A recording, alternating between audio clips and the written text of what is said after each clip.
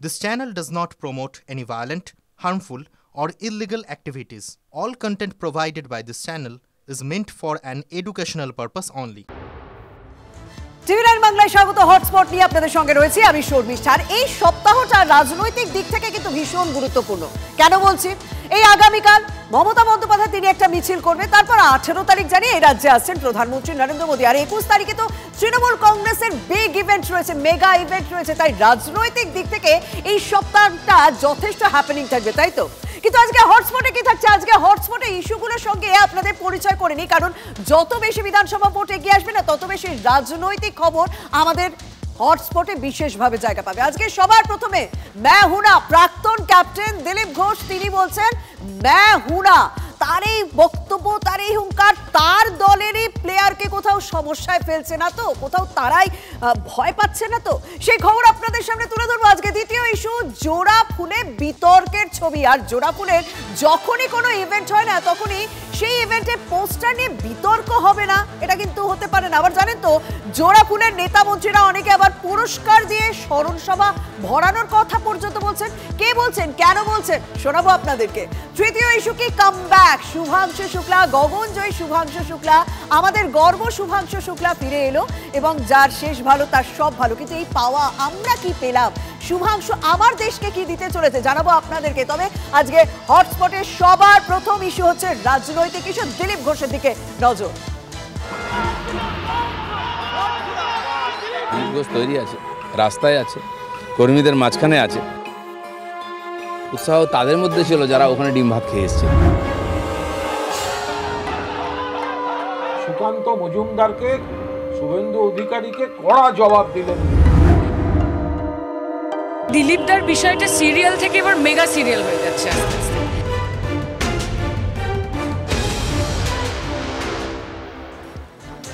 বঙ্গ বিজেপির ক্যাপ্টেন বদল হতেই ফর্মে ফিরেছেন প্রাক্তন ক্যাপ্টেন দিলীপ ঘোষ। আর ক্যাপ্টেন শ্রমিকের সঙ্গে দেখা করার পর টি20 মেজাজে কিন্তু ব্যাট চালিয়ে যাচ্ছেন দিলীপ ঘোষ।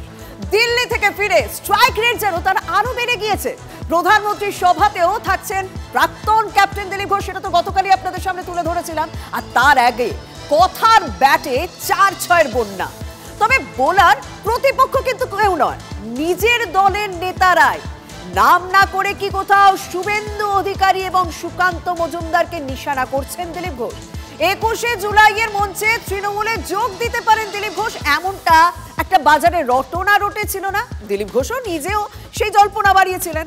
এবার কিন্তু দিলীপ ঘোষের মুখে ডিম ভাত খোঁচা শোনা যাচ্ছে, শুনুন বক্তব্য। এই গুঞ্জন তো প্রত্যেক বছর হয়, ডিম ভাতের উৎসব হয়, টিএমসি সেটা করবেই। আমি দেখলাম এবারে আমাদের পার্টির লোকেদেরও খুব উৎসাহ ছিল। উৎসাহ তাদের মধ্যে ছিল যারা ওখানে ডিম ভাত খেয়ে এসছে। আমাদের বিজেপির লোকেদের কোনো সমস্যা নেই নিয়ে। এই শেষের কথাটা কি বললেন, মানে কারা তৃণমূলের হয়ে ডিম ভাত খেয়ে এসেছেন? আমি ভাই বক্তব্য খালি শোনাবো, যা ব্যাখ্যা বিশ্লেষণ তা আপনারা করুন। শুধু কিন্তু এখানেই থেমে থাকলেন না বঙ্গ বিজেপির প্রাক্তন ক্যাপ্টেন। খোঁচা দিয়ে বলছেন কারোর সার্টিফিকেট আমার চাই না, আমার আমলে এরা বিজেপিতে এসেছে, তাদের নিয়েই দল এগিয়েছে, আর এখন কেন বিজেপি এগোচ্ছে না সেটা দলকেই দেখতে হবে। আমি কারোর সার্টিফিকেট কোনোদিন চাইনি, কাউকে ওড়াতেও চাই না। আমার আমলেই এরা সবাই এসেছেন আমার কাছে, তো তাদের নিয়ে পার্টি কাজ করে এগিয়েছে। তো এখন প্রশ্ন উঠছে এগোচ্ছে না কেন, সেই জন্য এই ধরনের প্রশ্ন উঠছে, সে প্রশ্নের উত্তর খুঁজতে হবে। मैं हूं ना। অর্থাৎ দেখছেন পরপর স্টেপ আউট। দিলীপ ঘোষের মেজাজ দেখে প্রতিপক্ষের বোলাররা রীতিমতো চমকে যাচ্ছেন। আর সেটা আমি কিন্তু বলতে পারবো না, দিলীপের ব্যাটিং তার দলের প্লেয়ারদের কোথাও চমকে দিচ্ছে না তো? দিল্লিতে দাঁড়িয়ে দিলীপ ভোটে দাঁড়ানো নিয়ে কি বলেছিলেন মনে আছে? আমরা মনে করিয়ে দিই বরং একবার শুনুন। ভোটে দাঁড়ানো নিয়ে এই কদিন আগে দিল্লিতে দাঁড়িয়ে কি বলেছেন? ইলেকশন আসুক, পার্টি ঠিক করবে কে লড়বে। মেদিনীপুরেই লড়বেন? দেখুন আমার নিজের জায়গা খড়গপুর, তো যদি লড়তে ওখানেই লড়বো, পার্টি সেটা ঠিক করবে। পার্টির লোকসভা আমাকে বললো যাও বর্ধমান, তো আমি বর্ধমানে গেলাম।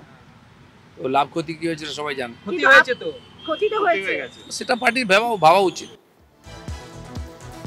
দেখুন, স্পষ্ট কথায় কষ্ট নেই। দিলীপ ঘোষ পরিষ্কার করে দিয়েছেন তিনি খড়গপুরকে পাখির চোখ করেছেন, কারণ সেটা তার চেনা জায়গা, তার কর্মভূমি বলে কথা। 2016 বিধানসভা নির্বাচনে খড়গপুরে পদ্মফুল ফুটিয়েছিলেন দিলীপ ঘোষ। তারপর তিনি চলে যান লোকসভায়। বাই ইলেকশনে সেখানে তৃণমূল কংগ্রেস জেতে, কিন্তু 21 সালে ফের খড়গপুরে পদ্মফুল ফোটে, টলি তারকা হিরণের হাত ধরে সেই পদ্মফুল ফোটে সেখান থেকে। তারপর থেকে বারবার আপনাদের মনে আছে কিনা জানি না, দিলীপ ঘোষ এবং হিরণের কথার লড়াইয়ে খড়গপুরের মাটি উত্তপ্ত হয়েছে। প্রাক্তন দিলীপ ঘোষের কামব্যাকে কি বর্তমান হিরণ একটু চাপে রয়েছে? কেন এই কথাটা বলছি, দিলীপ ঘোষ যেদিন দিল্লিতে দাঁড়িয়ে বললেন যে তিনি খড়গপুরকেই কনসেন্ট্রেট করতে চাইছেন, সেখানেই ভোটে দাঁড়াবেন, দিলীপ ঘোষ তৎপর হতেই কি কোথাও খড়গপুরে সক্রিয় হয়ে উঠলেন বিধায়ক হিরণ। আজ খড়গপুরে কন্যা সুরক্ষা যাত্রা শুভেন্দু মিছিল সফল করতে সোশ্যাল মিডিয়ায় আবেদন খড়গপুরের সদর বিজেপি বিধায়কের। হিরণের পোস্ট রিপোস্টও করেছেন শুভেন্দু অধিকারী, আর সেটা নিয়ে কিন্তু তিনি পাত্তা দিতে নারাজ। আর খড়গপুরে কন্যা সুরক্ষা যে মিছিল হিরণের নেতৃত্বে, সেই মিছিলের ছবি আপনাদের সামনে তুলে ধরেছে এবং শুভেন্দু অধিকারী এবং হিরণ পাশাপাশি হাঁটছেন। আর এই মিছিল নিয়ে, এই পোস্ট নিয়ে কার্যত বলা যায় রাজনৈতিক বিশ্লেষকরা বলছেন শুভেন্দু অধিকারী এবং হিরণের অ্যাক্টিভনেস নিয়ে কিন্তু কোনো রকম কোনো অ্যাক্টিভিটি নিয়ে কোনো রকম পাত্তা দিতে রাজ নয় দিলীপ ঘোষ। বিভিন্ন জায়গায় উনি কার্যক্রম করেন, প্রায় দিনই কোথাও কোথাও যান, সভা সমিতি করেন, উনি ওনার মতো প্রোগ্রাম করতেই থাকেন, তো করতেই পারেন। ওখানকার এমএলএ আছে, তাকে নিয়ে করতেও পারেন। তাহলে কি বুঝছেন, প্রাক্তন ক্যাপ্টেন ব্যাক ইন ফর্ম, সেটা কি বিজেপির অন্দরে কোন্দলের কাঁটা উস্কে দেবে না? বঙ্গে পদ্ম ফুলের প্রতিপক্ষ কিন্তু জোড়া ফুল, তারা কিন্তু বিষয়টা ভালোই উপভোগ করছে, সঙ্গে কটাক্ষে চিমটিও রয়েছে। দিলীপবাবু ওয়ার্ল্ড কাপ জিতলেন, এই দিলীপদার বিষয়টা সিরিয়াল থেকে এবার মেগা সিরিয়াল হয়ে যাচ্ছে আস্তে আস্তে। সুকান্তবাবু শুভেন্দুবাবুরা আগের বার অমিত শাহের সভায় আসতে দেয়নি, তো দিলীপবাবু আবার ওনাদের ফিরে আসছেন। ওনার পার্টির দিক থেকেও কোনো ক্ল্যারিটি নেই, দিলীপদার দিক থেকেও কোনো ক্ল্যারিটি নেই। সুকান্ত মজুমদারকে, শুভেন্দু অধিকারীকে কড়া জবাব দিলেন Dilip Ghosh. I wish him all the best for everything.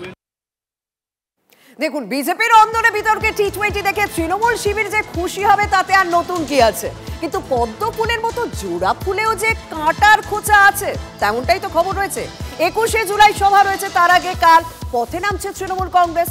ভিন রাজ্যে বাঙালিদের হেনস্থার প্রতিবাদে পথে নামছেন খোদ তৃণমূল নেত্রী মুখ্যমন্ত্রী মমতা বন্দ্যোপাধ্যায়। কিন্তু কর্মসূচির আগের দিনই তৃণমূলের ফ্লেক্স বিতর্কে তোলপাড় ক্যামাক্সি।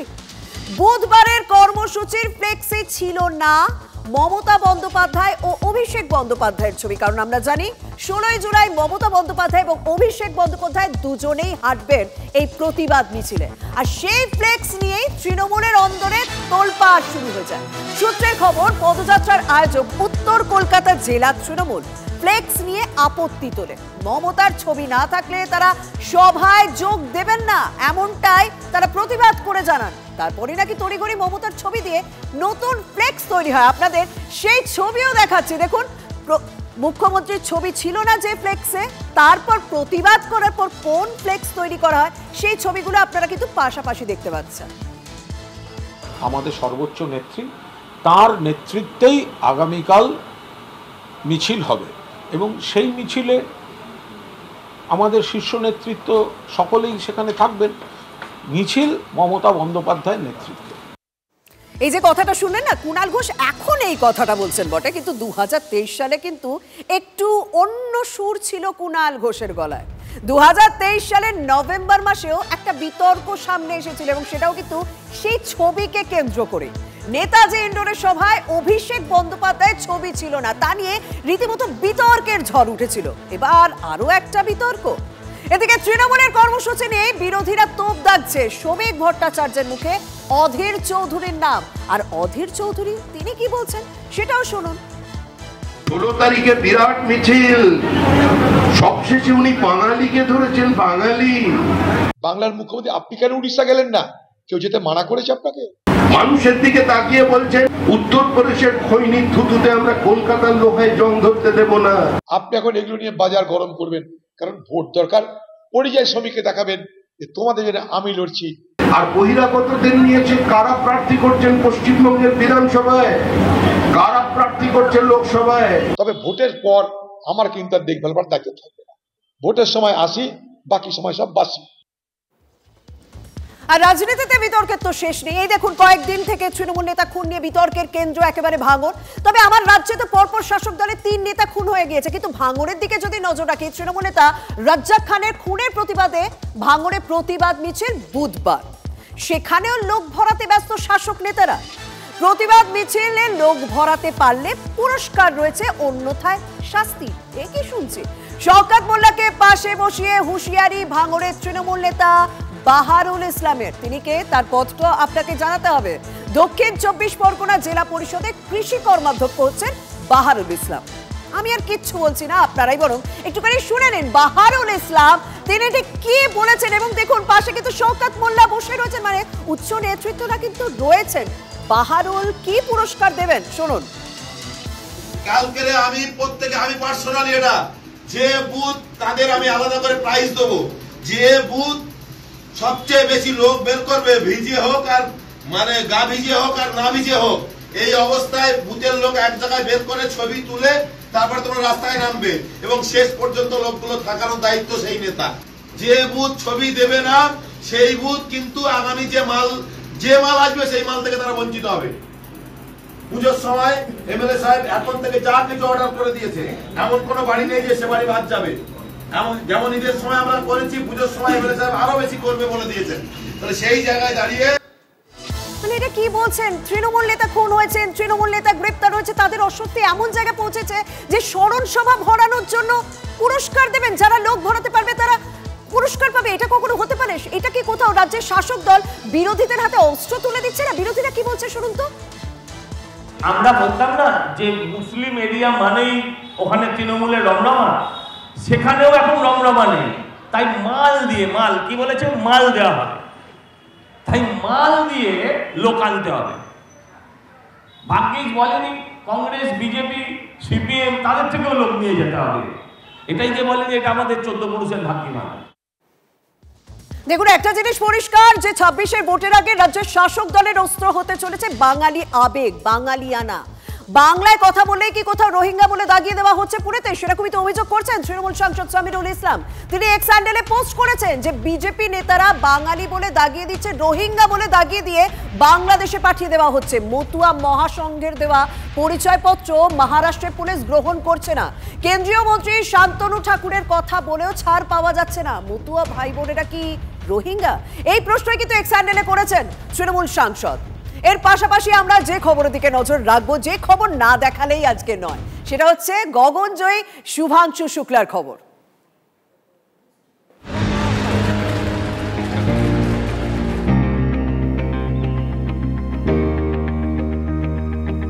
बहुत खुशी है, हम तो गार्जियन हैं। रो नहीं रहे तो खुशी क्या?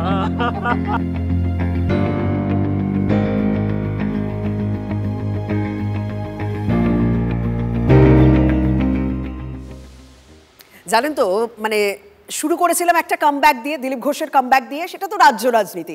আরও একটা কামব্যাকের খবর এবার আপনাদের সামনে তুলে ধরবো। বলতে পারেন একটা সুন্দর গল্প, শুরু থেকে শেষ পর্যন্ত, যার মধ্যে কোনো রকম ভুল নেই, কোনো রকম ত্রুটি নেই। 25শে জুন আন্তর্জাতিক স্পেস স্টেশনের উদ্দেশ্যে রওনা দিলেন এই শুভাংশু শুক্লা। আজ ফিরেছেন। যার শেষ ভালো তার সব ভালো। 26শে জুন ড্রাগন ক্যাপসুলের দরজা খুলে মহাকাশ স্টেশনে ঢুকেছিলেন শুভাংশুরা। আজ আরও একবার দরজা খুলল ড্রাগন ক্যাপসুলের। আজ ঘরের ছেলে ঘরে ফিরে এলেন।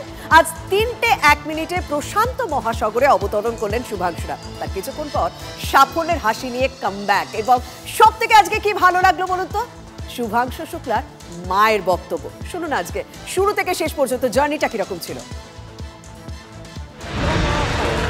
25শে জুন দুপুর 12টা 1 নাসা ফ্লোরিডা ঘাঁটি থেকে উড়ল ফ্যালকন 9 রকেট। রকেটের মাথায় শুভাংশু শুক্লাদের ড্রাগন মহাকাশযান। 28 ঘন্টা যাত্রা শেষ 26শে জুন বিকেল 4:01 আন্তর্জাতিক স্পেস স্টেশনের সঙ্গে সফলভাবে জুড়ল ড্রাগন। কিছুক্ষণের অপেক্ষা, বিকেল 5:53 মাহেন্দ্রক্ষণ মহাকাশযান থেকে স্পেস স্টেশনে ঢুকে পড়লেন শুভাংশু শুক্লারা। তৈরি হলো ইতিহাস। ভারতের দ্বিতীয় মহাকাশচারী হলেও শুভাংশুই প্রথম মহাকাশচারী যিনি আন্তর্জাতিক স্পেস স্টেশনে পৌঁছে গেলেন। এরপর 14 জুলাই পর্যন্ত মহাকাশে কাটিয়েছেন শুভাংশুরা। চলেছে গবেষণা, একসঙ্গে খাওয়া দাওয়া। মহাকাশে শুভাংশুদের চুলও কেটে দিয়েছেন এক মার্কিন মহাকাশচারী। মিশন শেষে ফেরা শুরু। দুপুর 2:10 ড্রাগন মহাকাশযানে বসেন শুভাংশু শুক্লা। বিকেল 4:45 স্পেস স্টেশন থেকে ছিন্ন হয়ে মহাকাশযানের যাত্রা শুরু। এবার ফেরার অপেক্ষা, 22.5 ঘন্টার জার্নি। ফিরলেন শুভাংশুরা 15 জুলাই বিকেল 3:01 ক্যালিফোর্নিয়ার স্যান দিয়েগো উপকূলে প্রশান্ত মহাসাগরে সফল অবতরণ। পৃথিবীর বায়ুমণ্ডলে ঢোকার পর প্রাথমিক ধাক্কা নিখুঁতভাবে সামলেছে ড্রাগন।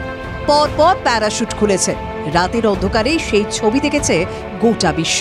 উদ্ধারকারী বোটে ড্রাগন মহাকাশযান তোলার পর কয়েক মুহূর্তের অপেক্ষা। একে একে বেরিয়ে এলেন 4 মহাকাশচারী। প্রথমে মিশন কমান্ডার পেগি উইটসন, তারপরে মিশন পাইলট শুভাংশু শুক্লা।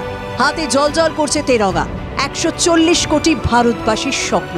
শুভাংশুর বাবা মা বললেন, बहुत खुशी है। हम तो गार्जियन हैं बहुत, और पूरे देश को खुशी है, आप सब लोगों को खुशी है कि बच्चा हमारा वापस सक्सेसफुल वापस आ गया। जो बच्चे इंटरेस्टेड हैं उनको थोड़ा सपोर्ट करें, उनको अच्छे से मतलब पंख फैला के उड़ने की इजाज़त दें, बट उनको वाच रखें कि हमारा बच्चा गलत लाइन पे तो नहीं जा रहा है। बाकी उनको उनके बाधा ना बने, उनके किसी उसमें इच्छा को मारे नहीं बच्चों को। আরো শুভাংশুর জন্ম হবে, এটাই সবচেয়ে বড় অনুপ্রেরণা নয় কি? Bureau report, TV9 Bangla. কিছু কিছু কামব্যাক এরকমই হওয়া উচিত। তবে আমারও বুলেটিনে কামব্যাক একটু রাজনীতিতে হবে, এবং রাজনীতিতে সবার আগেই আমরা শিলিগুড়ির দিকে এবার একটু নজর রাখি, কারণ সেখানে মেয়র ভার্সেস বিধায়ক ভোটের আগে দেখুন তো।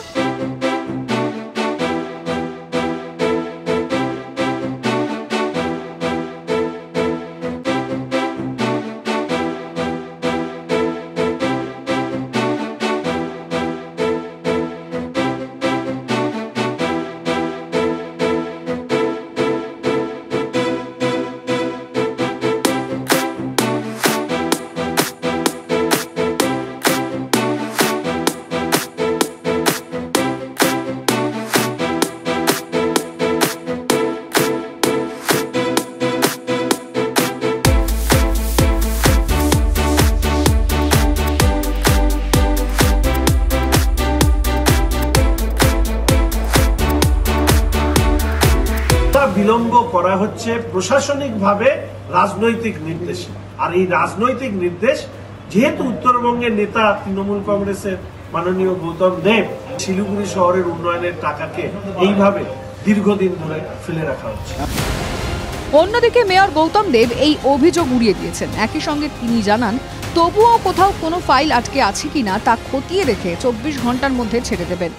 এসব ফালতু কথা শঙ্কর ভোটের আগে বলছে। বিধায়কের কাজ করার স্কোপ কী আছে? কোনো কাজই নিয়ে আসেনি। বিধায়ক তহবিলে কী চিঠি আছে, ডিএমের কী চিঠি আছে, এসডিএ কী চিঠি আছে, 24 ঘন্টার মধ্যে ফাইল দিয়ে যাবে। ভোটের আগে বিধায়ক বা মেয়রের এই তাল ঠোকাঠুকি অবশ্য তাতে কমছে না, বরং তা আরও উচ্চগ্রামে বাড়ছে। ক্যামেরায় দীপ আয়নের সঙ্গে প্রসেনজিৎ, TV9 বাংলা। প্রমাণ জোগাড়ে ব্যর্থ পুলিশ, গণধর্ষণ মামলায় বেকসুর খালাস 3 অভিযুক্ত। 2014 সালের জুন মাসে কোরিয়ায় গণধর্ষণের ঘটনা তদন্তে পুলিশের গাফিলতির কথা তুলে ধরলেন পাবলিক প্রসিকিউটর। অভিযোগ, যে গাড়িতে ধর্ষণ করা হয়েছিল সেই গাড়ি পুলিশ উদ্ধার করেনি। সঠিক অকুস্থল কোথায় আদালতে জানাতে পারেনি পুলিশ। হটস্পট আজ এখানে শেষ করছি। আরো গুরুত্বপূর্ণ খবর আসছে, তবে চোখ রাখুন TV9 বাংলার সঙ্গে থাকুন।